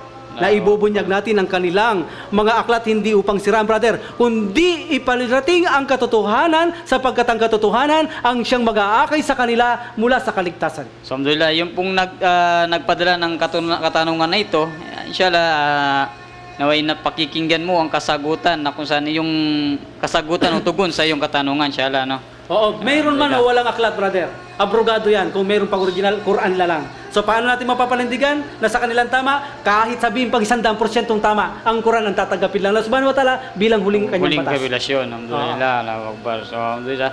So, tayo ay... Sana nakapagbigay tayo ng magandang kasagutan o katugunan sa ating kapatid na yan o kababayan, naway gabayan sila ng Subhanahu wa Ta'ala sa matuwid na landas. Alhamdulillah, No? Salamat inshallah. sa katanungan, kapatid. Alhamdulillah. So, muli po ay balikan natin yung topic kanina o yung sagot kanina patungkol sa pag-aasawa ng higit sa isa. Inshallah. So, dun sa Allahu Akbar, mashallah, parang Sige po, tuginin natin, brother, kaya ng panangako natin, unahin natin ang mga Alhamdulillah. pumapasok na text. So, alhamdulillah. Ito po, mayroon na pong text. Mashallah, itong unang nagtanong, nag-reply po siya. Malinaw na nakikinig siya, brother, inshallah, no? ang sagot po niya, paano yung paano yung load niya? Paano daw yung load niya? Ang load po, kapatid, no, inuulit ko po, ay sa phone patch po. Kung tatawag po kayo sa ating telepono, doon po tayo nagbibigay ng load, no? Sorry pagpahumanhin po, no? Ang number po ng telepono 4723-71993 po. Doon po tayo nagbibigay ng load po, no? Sorry po. So, brother, meron pa po tayong natanggap na isang text na kung saan inshallah, ang Muslim po ang nag-text. Ang sabi po niya, Salam bro, may nakasulat po ba sa Biblia na parusa sa mga nagsisikain ng baboy? Actually, brother, nasagot na natin nung nakaraan. Yan, Ano po, sa chapter 16, verse 15 hanggang 17 po, no? Sa ano po yan? Isaiah chapter 66, verse 15-17 po. Ayun po, ang versikulo. Tabak at apoy. No? Ang Panginoon ay makikipagpunyagi sa pamamagitan ng tabak at apoy sa mga nagsisikain ng mga karumaldumal na natatago pa ito, no, brother? Nagsisikain ng mga karumaldumal na baboy. So, yun po, sa nag-text po, yun po ang katugunan sa inyong tanong na kung saan malinaw na may parusa talaga ang pagkain ng baboy. So, alhamdulillah, brother, inshallah. Actually, brother, hindi man nila mahawakan yan, pagpatay na yan. Nakakapagtaka, nakakakain ng mga kabayan natin. Samantalang sa atin, talagang pag nagipit tayo, talagang kakainin pa natin. Pwede. Ang touching sa atin, hindi naman pinagbabawal na mahawakan yan. Samantalang sa kanila, brother, pinagbabawal talaga pag ito'y patay na mahawakan pa, brother. Sa atin, mahawakan natin ang patay na baboy, alhamdulillah, najis. Pero hindi tayo pinagbabawalan, pero alam natin marumi, maghugas tayo. Okay? So, ibig sabihin talagang kung sa kanila ay mariin na pinagbawal ng malupit, Biblia. brother. Malupit ang pagbabawal. Ni hawakan ng Arakumaldo. Malupit talaga ang pagbabawal. So, ibig sabihin, may mas malaki pa ang natin kaysa sa kanila kasi tayo pwede kumain eh. Okay. So, ganun po. Sa nagtanong po, yun po ang katugunan sa inyong katanungan na may parusa po ang pagkain ng baboy sa mga di mananampalataya. Mariin po yan sa Biblia, nakasulat po yan, no? So, alhamdulillah, yung balikan po natin yung tanong kanina o yung topic natin patungkol sa bakit nag-aasawa ng higit sa isang mga Muslim. So, brother, nasabi mo nga na may mga pangyayari na tinutugunan ang utos ng Allah subhanahu wa ta'ala o rekomendasyon na pag-asawa ng higit sa isa, no? Nga, sinabi mo na dito may iwas ang tao, ang kalalakihan sa paggawa ng mga masama o malaswang bagay na maging ang kanilang mga obispo, brother. Binalahan sila na kung maari isa lamang. Ngunit hindi naman sila pinagbabawalan. Maging ang mga ngaral nila, ewan ko ba, hindi na nga nag-aasawa dahil daw sila ay sinusunod nila si Jesus, no? Alayhi salam. Subhanallah. Ngunit hindi naman pinagutos ni Jesus sa kanila na sila hindi magsipag-asawa. Tulad nito, brother, matatagpuan natin sa unang Timoteo, no? Ang kapitulo ay 3, versikulo 2. Datapwat nga na ang obispo, mga ngaral ito, ay walang kapintasan. Diba? Anong ibig sabihin na mapintas sila? Kung marami silang mga asawa, baka hindi nila mapangalagaan ang pag-aaral o pagtuturo sa tao. Ang sabi dito, dapat asawa, isa lamang babae. So, ibig sabihin, hindi siya binabawalan mag-asawa marami. Bagkus, dapat isa lang upang sa ganun, hindi siya magkaroon ng kapintasan. Baka kasi hindi niya na maasikaso ang pangangaral niya. So, dapat asawa lang isa. Pero hindi niya binawalan. Kung mag-asawa, ibig sabihin, 2, 3, wala siyang sinasabing bawal. Dapat nakikiusap isa lamang para ang katuruan ay maipagsambulat nila ng tama at mapaglingkuran ng Diyos ng tama at mabuti. Kung mag-asawa marami, baka hindi magampanan nito, dapat isa lang. So, sa kanila rin naman, brother, pati mga ngaral, allowed sa kanilang mag-asawa marami. May singit ko lang, Chala, no? Kung doon sa sinabi mo na mismong obispo nag-allowed na mag-asawa ng higit sa isa, ngunit dapat ay isa lang doon sa paraan na kung saan mas mainam. Mas mainam sa kanila dahil parang pangangaral nila. Paano ang katuruan ngayon na kung saan bakit pinapasok nila na bawal ang mga kaparian natin o mga pari o mga ngaral ng simbahan Katoliko bawal mag-asawa? Iyan ang pinakamasakit, brother, no? Kung nagpaparaos man sila, ewan ko saan nila yan. Ginawa yun ng Allah subhanahu wa ta'ala sa tao na sila ay magkaroon ng pagnanasa. Tsaka mo pipigilan yan, sabihin, nakatali ka na kay Jesus, o kinasal ka na kay Jesus. Yan po ay mga inventong katuruan na kung saan pinapahirapan lamang nila ang kanilang mga sarili. Kaya kung mapapansin mo ngayon, brother, Alam natin dito, hindi natin sasabihin upang hindi tayo makapanakit ng ating mga kapwa o hindi pa Muslim. Alam natin nila yan kung paano nila napaparaos ang kanilang mga linikaya ng Allah subhanahu wa ta'ala sa kanila. Ibig sabihin, talagang malinaw na tinatakwil nila yung biyaya ng tagapaglikha na kung saan nilikha niya ang tao na lalaki at babae. Natatandaan mo ba siguro, brother, yung siguro na palabas sa television, na sila rin ay parang ng Katoliko. Dahil sila ay nag-asawa, kinokondena sila. So ngayon, ang ginawa nila, pinapakita nila na sa Biblia ay maaari mag-asawa sila. Sila mismo pa, mga pare pare-pareho. Sila mismo. Ngayon ay plano pa tanggalin yun. Dahil sabi nila, paano kami lumabag nasa Biblia natin? Lumabag kami sa inyo pero sa Biblia hindi. So malaking patunay yun sa mga tao na ito hindi bawal sa kanila. So alhamdulillah, yun nga po, napakalinaw na hindi pala ito isang maling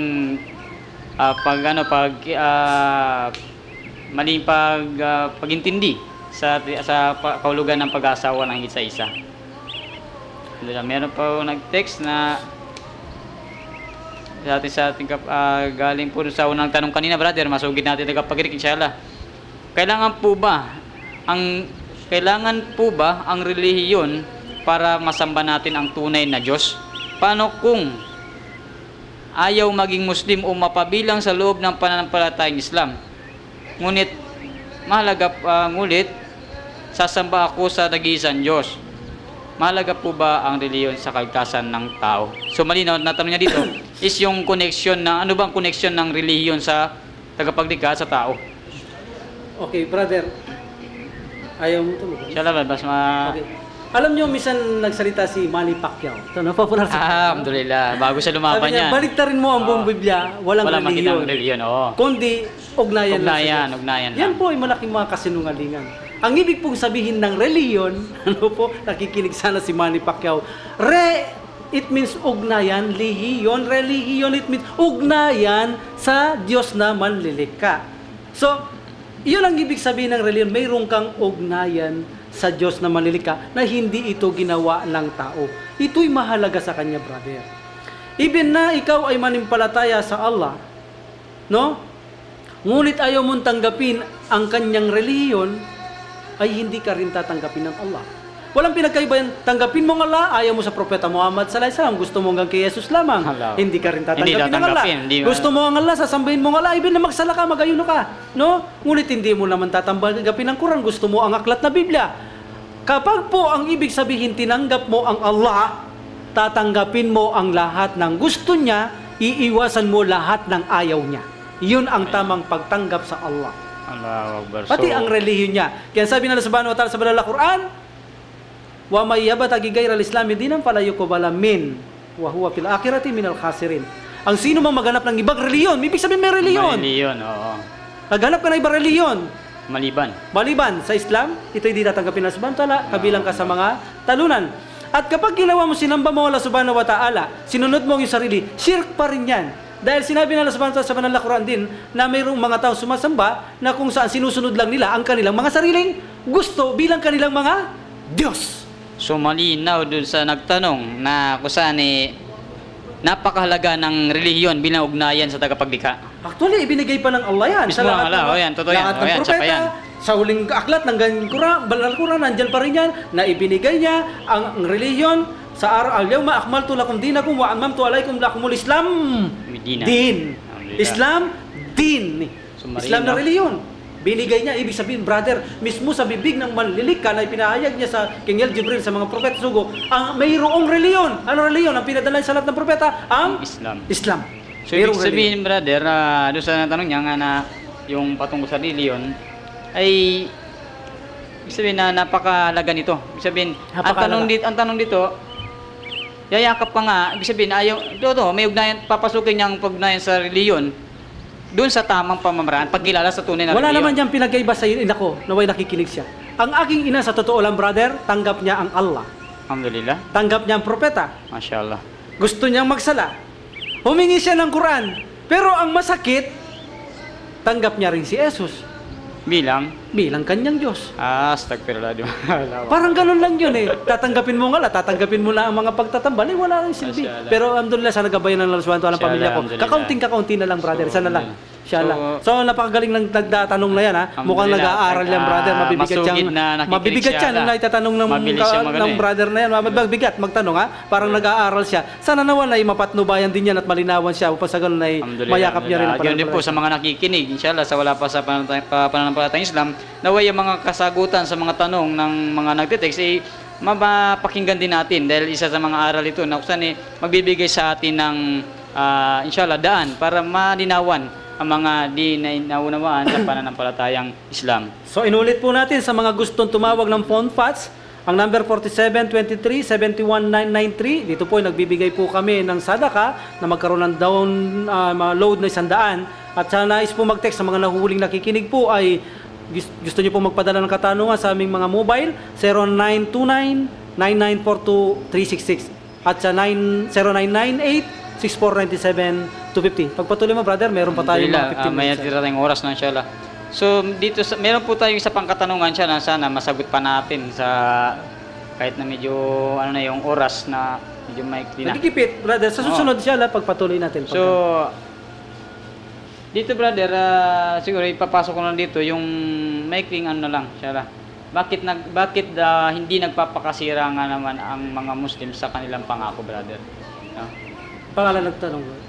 Kilala ko yan natanong niya sa palengke, isang ayating babae yan. Ano pangalan niya bro? So ang nagtanong to ay yung nakamit natin sa Guagua nung habang nagtayo na sa galakad, nung saan siya si Malu Pineda, isang ahente ng sasakyan. Inoperan pa tayo dyan, diba? Bigla siyang nagtanong. O sige brother, so ang tanong niya is bakit hindi nagpapasira sa pangako ang mga Muslim?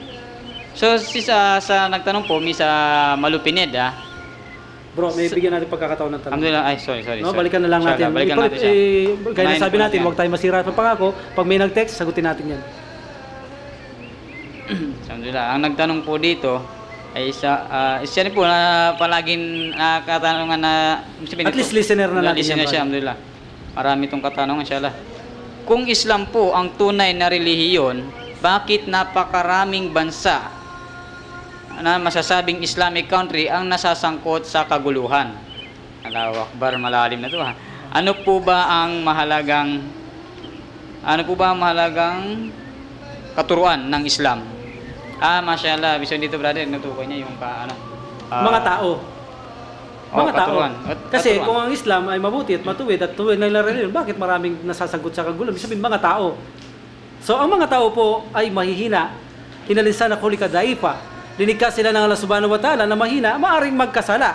No? Hindi ito mahalaga sa Allah Subhanahu wa Ta'ala. Ang kasalanan kaya niyang patawarin kung ikaw ay nananalig sa Allah Subhanahu wa Ta'ala, brother. No? Pero bakit maraming nagagawa na kaguluhan? I think sa pananampalatayang Islam, isa lang yan. Ngunit maaaring hindi natin maiwasan sapagkat darating ito, sabi ng Prophet Sallallahu Alaihi Wasallam. Ngunit ang unang pinakapunto kung bakit ang isang Muslim minsan, bagamat sabi natin tama rin, bakit magulo ang Muslim? No, brother? Alhamdulillah. Ang dahilan ay ang kaalaman talaga. Dahil kung pag-aaralan natin ang Islam, lahat tayo Muslim, baka hindi man tayo magsalita sa mga tao ay magsipasok sila sa Islam. Totoo yan. Nga lamang nakikita nila na ang mga Muslim ay minsan magulo, sanhi na nagkukulang sa pag-aaral sa ating pananampalataya. Kung makikita mo panahon ng Prophet Sallallahu Alaihi Wasallam at mga sahaba, nakikita mo lahat ng tao pumapasok, di pa man nagsasalita, dahil sinasabuhay nila ang aral ng Islam. Pero dahil ngayon, yun nga, maraming nasasangkot sa mga kaguluhan, sa mga ganyang matuwid na mga relihiyon ito, dahil ito ay sa kaalaman, brother. O minsan naman, hindi natin alam ang dahilan, nagsisimula ito sa mga hindi mga Muslim, na sanhi naman ng mga kapatid natin ay nagtatanggol lang ng karapatan nila sa kanilang mga ari-arian o kanilang mga buhay, brother. Wala tayong alam sa bagay na yan, brother, no? Ang mahalaga dito, ang pinag-uusapan natin, ay ang relihiyon, kung tama ito o hindi. Ang tao, kapag siyang napariwara, siyang mananagot, siyang makikinabang dito, brother. So, yun po yung sagot, inshallah, ni Ustad Saleh. So muli po may nag-text mo na naman po inshallah. Mashallah to. Ang tanong po niya, bakit po ito pinahintulot ng Diyos, ng inyong Diyos? So ibig sabihin, ito ay karugtong ng kanyang katanungan na kung saan, kung Islam po ang tunay na relihiyon, bakit napakaraming bansa ang nasasangkot sa kaguluhan? Ano po ba ang katuruan ng Islam? At bakit po ito pinahintulot ng inyong Diyos? Mashallah. Pinahintulot ng Diyos na magkaroon siguro ng ibang pang relihiyon. No? Ang katotohanan niyan, brother, ipinahintulot talaga ng lahat ng Allah Subhanahu wa Ta'ala. Ngunit sa kabila nito, masama mabuti ang katotohanan sa likod nito. Lahat mabuti ang tungo nito. Kung mayroon man lumitaw na ibang relihiyon, mayroon man lumitaw. Sapagkat free will tayo, silang may kagagawan yan. Ano, bakit nandyan yan? Makikita mo dito para ipakilala ng Allah subhanahu wa ta'ala na mayroong tunay na relihiyon. Alhamdulillah, totoo Dahil yan. kung isa lang ang relihiyon, hindi nila sasabihin, ito'y tiyak o tunay na relihiyon. Pero pag mayroong lumitaw ng mga maling relihiyon, sasabihin nila, ang Islam ang siyang tunay at tiyak na relihiyon. Ibig sabihin, ipakikilala ng Allah subhanahu wa ta'ala ang relihiyon na tunay. Na gaya sabi sa Quran, Muhammad, ipadadala kita na may dalang tunay na relihiyon upang ipakita sa lahat ng tao na ang relihiyon mong daladala ay tunay. So, iba So, ibig ipakikilala sabihin, niya ito yung ginamit na paraan. na magkaroon talaga ng mga ganyang reliyon upang ipamulat niya sa tao na gawin niyang madali ito para sa kanila maunawaan, magkaroon ng biyaya na mayakap nila agad-agad ang Islam upang makita nila na mali at ang Islam ay totoo. Dahil kung walang mali, hindi mo masasabing tama ang Islam. Di ba? Yeah, totoo Hindi yan, mo totoo masasabi kung mayroong mali, mayroon maaaring tama. At ang Allah subhanahu wa ta'ala, brother, ang linikha niya ay pantay-pantay o pares-pares. Hindi maaaring walang masama, hindi maaaring walang mabuti. Lahat ng mabuti at masama, kung titingnan at pag-aaralan mo sa likod nito, lahat may benepisyo, pakinabang na malaki. Ang totoo, ang lahat ay mabuti Masya Allah. para sa Allah subhanahu wa So, ta'ala. ibig sabihin, meron siyang meron nakatagong wisdom sa mga pangyayaring kapatid. ito. No? Masya Allah. Ngayon, ginawa yan ng tao, yan ay kagustuhan niya na makapamili siya ng relihiyon. Sila ang gumawa niyan upang bakit ba, brother, magkamit lang talaga ng Salapi. ginagawa nilang kabuhaing negosyo. Ang mahirap dito, brother, ang pinupunta natin, ang ating priority ngayon ay ang mga kababayan nating nalilin lang nila. Kaya nandito ang programang ito. Ganito naman ang pananagutan natin sa Allah subhanahu wa ta'ala. Alhamdulillah, totoo Alam yan, natin brother, na ganito, na sila'y nalilin lang, na nanahimik tayong mga Muslim, hindi natin ipinapahayag ang tunay na aral. Abay, paano nila makikilala ang tamang reliyon at tunay na aral kung hindi tayo gumagawa o kumikilos? Paraan. Ito naman ngayon ang paraan natin, brother, no? Masya Allah. So, alhamdulillah, masya Allah. Kagandahan po sa resulta ng pagsagot natin sa kanyang mga text, ay nag-reply po siya na kumbinsido na po ang Islam ang tunay na reliyon. Masya Allah. Salamat po sa Allah mga Akbar. kasagutan. Baka, brother, gusto niya magsyahada. Inshallah. Kahit nasa radio, sabayan niya lang tayo. Baka Alhamdulillah. gusto niyo pong magsyahada, i-text niyo po. Kahit dito po, makapagsyahada kayo at buong mundo po ang nakasaksi dito na kayo ay Alhamdulillah. magmo-Muslim. I-text niyo lamang po at sabayan niyo sasabihin ko, Alhamdulillah, Allahu Akbar, kayo po ay Muslim na. At sabihin niyo lugar niyo, kung malapit kayo, puntahan namin kayo, Alhamdulillah. turuan namin kayo Allahu Akbar. magdasal. Mashallah. Kami po ang asikaso sa iyo, inshallah. Pagkakataon na to, Mr. Listener. Opo, sa mga gusto rin po yumakas sa Islam na naririnig na ang programang ito, welcome po kayo, napuntahan nyo kami rito at magsadya. Alhamdulillah, Pwede kayo alhamdulillah. ditong magtanong sa harapan ng Allahu programang Akbar, ito mashallah. o kayo yumakap sa pananampalataya Islam, welcome na welcome po kayo. Ang paraiso po ay para po sa lahat ng linikha ng Allah subhanahu wa ta'ala na mayroong akil na mga tao. Allahu Akbar, mashallah. Yan po, Mr. Listener, pagkakataon mo na yan. Inshallah. Kung nais mong magbalik sa Allah, maaari kang magsadya dito o sumabay na lang sa sasabihin ng ating ustad kung paano ang tamang pagkilala o pagsaksi na tunay na walang Diyos. Inshallah. Alhamdulillah, kundi po ay dadako pa po ba tayo? Mashallah. Okay, meron pa tayo mga 7 minutes, brother. Inshallah, 7 minutes pa, no? So, balik natin tanong na bakit hindi nagpapakasira ang mga Muslim. So, ano na to? So, ano nga naman dahilan bakit kailangan? Masyadong hindi ko na po ata masasagot si Mrs. Ito, masyadong sa malaking good news po ang na-receive nating text mula sa kanya. Gusto ko pong maging Muslim. Paano po? Allahu Akbar. Alhamdulillah. Alhamdulillah. Alhamdulillah. Masyaallah. So, saksi po tayong lahat dito sa araw na ito na mayroon pong magmumuslim. Kung ano man po ang pangalan niya, hindi po itong mahalaga. Ito po ang mahalaga na masabayan nyo lamang po ako at maunawahan nyo kung paano sasabihin ko.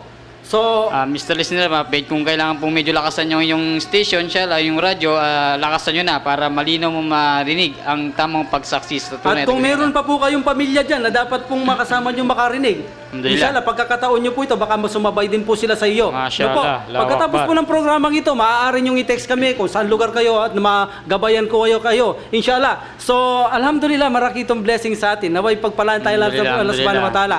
No? So, ganito lang po ang gagawin nyo. Sabayan nyo lamang po ang aming sasabihin at ililiwat din natin sa Tagalog upang maunawahan nyo at pagkatapos nito ay obligasyon nyo pong pag-aralan ng sala Allahu sapagkat Akbar. kayo ay isang Muslim na. Alhamdulillah. Ito po ang inyong sasabihin po.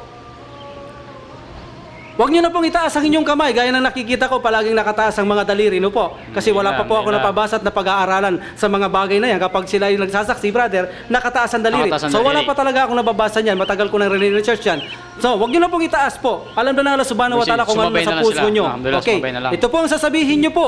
At kung maganda, matugunan niyo kami, nasabayan niyo kami pagkatapos nito, no po? Ashhadu Allah ilaha Ilaha illallah. illallah. Ako'y sumasaksi na walang tunay na Diyos na karapat-dapat sambahin maliban sa Allah. Wa ashhadu anna Muhammadan wa ashhadu Muhammad Rasulullah. At ako'y sumasaksi na si Propeta Muhammad ay sugo ng Allah.